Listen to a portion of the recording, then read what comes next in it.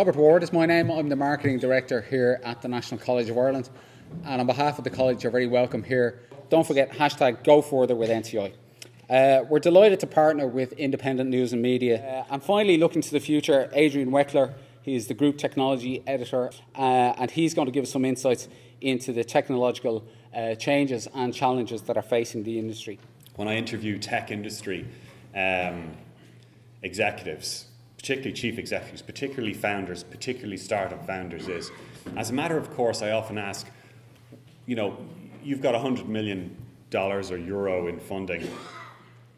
You are growing really quickly. What would you do if you owned a newspaper?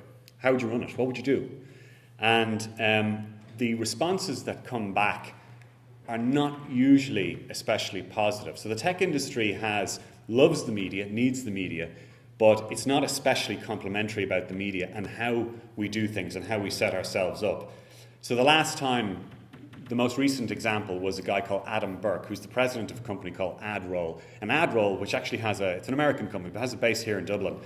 And he said a couple of things. He said, as an industry, we're not doing nearly enough to capture the audience that we could be capturing. He said, we're sitting on a gold mine of content, of location data.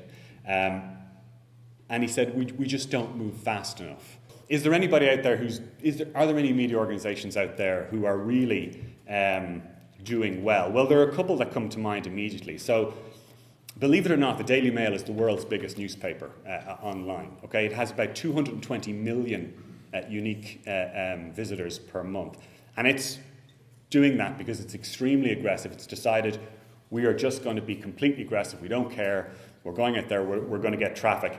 And as a result, it now has 600 online staff, makes about €100 million a year in revenue, is profitable, and is basically keeping that newspaper group, I suppose, stable, or certainly with decent prospects. The FT is the other side of the coin. So the Financial Times just been sold to Nikkei. You probably read that.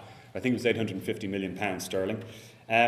But they have pulled off a miracle in publishing terms. 70% of all of their sales are now online sales, online subscriptions. Their total circulation is growing 10% year on year. They now have 720,000 subscribers. So lastly, if you want to go and look at something really interesting, last year there was a New York Times leaked document. It was a very honest document about what they themselves were getting wrong in terms of their digital strategy, the digital presence. It had 100 simple tips. If you really want to see the best and most interesting, persuasive document around all this, I'd advise you to go and Google that. So thank you very much.